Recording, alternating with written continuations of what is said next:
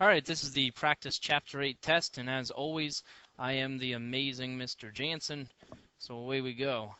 If we take a look at this first one is clearly a parabola, and we want to find each value in graphs, so we're starting with the vertex. To find the vertex, since this one starts with an x, it means it's horizontal. And since this is horizontal, to find the vertex, we use the opposite of b over 2a. So that's going to be a 2 over 2 times a negative 1/8. So that's 2 over a negative 1/4, which is going to equal a negative 8. And since this is horizontal, that negative 8 is my y value. It's my k value for my vertex. Now to find the x value, I'm going to plug the negative 8 back in. So I've got a negative 1/8 times a negative 8 squared minus 2 times a negative 8. Plus 1, so that's going to be a negative 1/8 times 64 plus 16 plus 1, so that's a negative 8 plus 16 plus 1, which is going to equal 9. Okay. For the focus, if I look at my sheet, the focus for a horizontal, the k value is going to stay the same, so that's going to stay as a negative 8. The h value, or the x value, I'm going to do h plus 1 over 4a. So h is 9. So I'm going to do 9 plus 1 over 4a.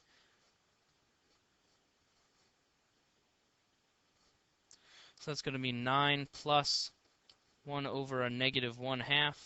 So that's 9 plus a negative 2, which is 7. The axis of symmetry is y equals the y value from the vertex, which is the negative 8. The directrix is going to be x equals, and it's going to be x equals h minus 1 over 4a. I know that h is 9. I also know that the 1 over 4a was the negative 2. I've already done that once. So that's like plus a positive, so that's going to be x equals 11. And then the LR is going to be the absolute value of 1 over a. So that's the absolute value of 1 over a negative 1/8. And 1 divided by a negative 1/8 is going to be a negative 8. So I've got the absolute value of negative 8, which is 8. And then the direction of opening, since my a value is a negative, it means this one's going to open, since it's horizontal, to the left. Okay? So now when I graph this, I'm going to scale my graph by 2's. So this is going to be 2, 4, 6, so on, negative 2, negative 4, negative 6, and so on. I'm just going to put a couple of these in here to remind myself that I'm going by 2's. Okay, now I'm going to graph this. So negative 8, 9, or sorry, 9, negative 8, 2, 4, 6, 8, 9, negative 8 is going to be right here. The 7, negative 8, so 2, 4, 6, 7, negative 8 is going to be right here. It's my focus. The axis of symmetry is y equals negative 8.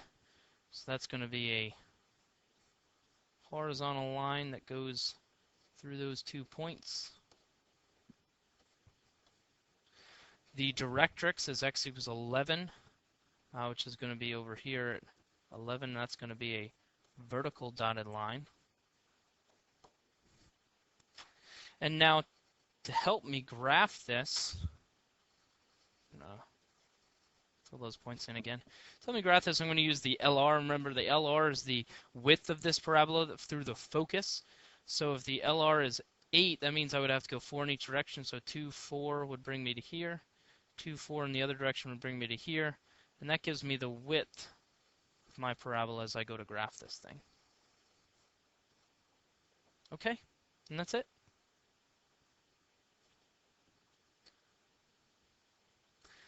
If I take a look at the next one, we have a circle here. And remember, standard equation for a circle is going to be x minus h squared plus y minus k squared equals r squared. So that means h is a negative 4, k is a 1, And then the radius, if this is r squared, that means the radius is 3. And now I'm going to graph this. So negative 4, 1, 2, 3, 4, 1. With a radius of 3, so I go up 3, over 3, down 3. If I could count, let me try that again. And then back 3, bring me out to here somewhere. And now I'm just going to draw the best circle that I can draw. The best circle that fake mathematical money can buy. Oh, look at that. That looks beautiful in a oblong sort of way. Okay. For the next one, this is an ellipse. I can tell by the standard form here. And the center, here's my h value and my k value. So the center is going to be 1, 3. Because this is a vertical ellipse, so the y values come first, then the x values. The major axis is 2a. And remember, this guy right here, the 16 is a squared. So a squared is 16, which means a is 4, which means the major axis is 8. The minor axis is 2b. And remember here, b squared is 4, so b is 2, which means the minor axis is 4. And now for the foci, what I've got to do here is I'm going to do my parentheses. One of the values is going to stay the same. Since we're looking at this one, since this is a vertical ellipse, it means that the x value is going to stay the same, so those are each going to be 1s. The foci, I'm going to do k plus or minus c. And remember, c squared equals a squared minus b squared for an ellipse. So that means c squared equals 16 minus 4. So c squared equals 12. So now I've got to take the square root of each side, and that's going to be about a 3.5. So that means I'm going to do 3 plus or minus 3.5. So 3 plus 3.5, and then 3 minus, I'll take it down here a little bit, 3 minus 3.5.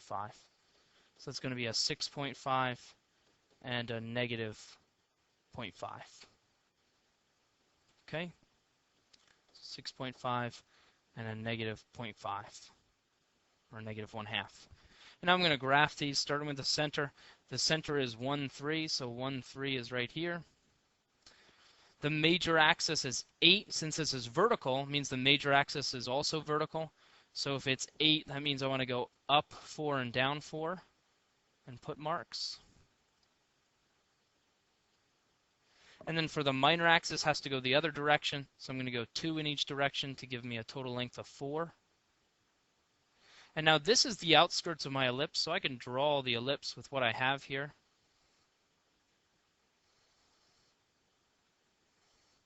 Okay, so I draw the best ellipse that I can draw, and now I'm going to plot my foci. So 1, 6.5. 1, 2, 3, 4, 5, 6.5 is right around here. And then I've got to go the other direction. Oh, sorry, I missed this guy. 6.5. Let's go a little bit further. There we go. 6.5, and then I've got to go the other direction. 1, negative 0.5 is right here. And if we look, our foci are kind of spaced equal distance from the center. They're also equal distance from the outside. So I know it's in the right direction here. Okay? For this one, this is our standard form for a hyperbola. So now this one's going to be a hyperbola. The center, again, this one is horizontal because the x value comes first. So here's my h and my k. Remember, I always take the opposite of these. So it's negative 2, 3. The vertices, since this one is horizontal, it means that that looks like a parenthesis. Let me try that again. That means that my k value is going to stay the same this time. And it's actually going to stay the same for both my vertices and for my foci. So that means I can fill in this 3 the whole way down through the foci. Okay? For the vertices, I'm going to do h plus or minus a. So that's a negative 2 plus or minus a. Well, here's a squared, so a would be 3. So negative 2 plus 3. is going to give me a 1. Negative 2 minus 3 is going to give me a negative 5. So a 1 and a negative 5. And then for the foci, I'm going to do h plus or minus c. And this time for my c value, the c value is going to be c squared equals a squared plus b squared because it's a hyperbola. So that means c squared equals a squared, which is 9, plus b squared, which is 25. So that's c squared equals a 34. And if I take the square root of each side here, that's going to give me about a 5.8, I believe. So let's see, I'm going to do h, which is negative 2, plus or minus the 5.8. So negative 2 plus the 5.8 is going to give me a 3.8.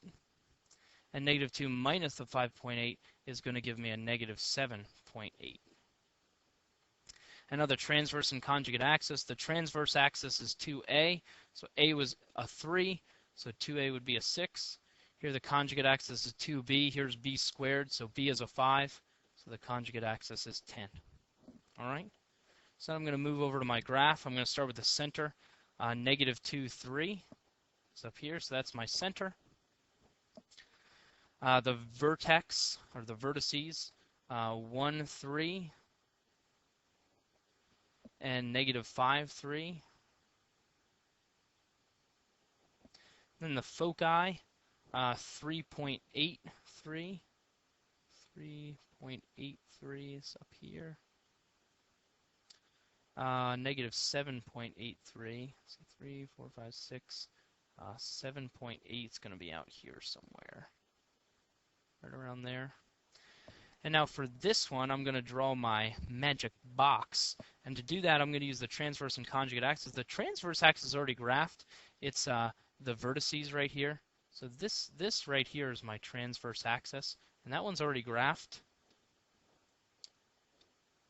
So now I just need to worry about the conjugate axis. It's 10 units, so I have to go 5 in each direction. So 1, 2, 3, 4, 5. Be up here. 1, 2, 3, 4, 5 would be down here. And now my magic box goes through the transverse and conjugate axis. It's a box with the dimensions of the transverse and conjugate axis. And again, I always use dotted lines for this because it's not technically part of the hyperbola. And so now I'm going to draw my asymptotes, which remember go through the corner of the box and through the center. I've got to extend those.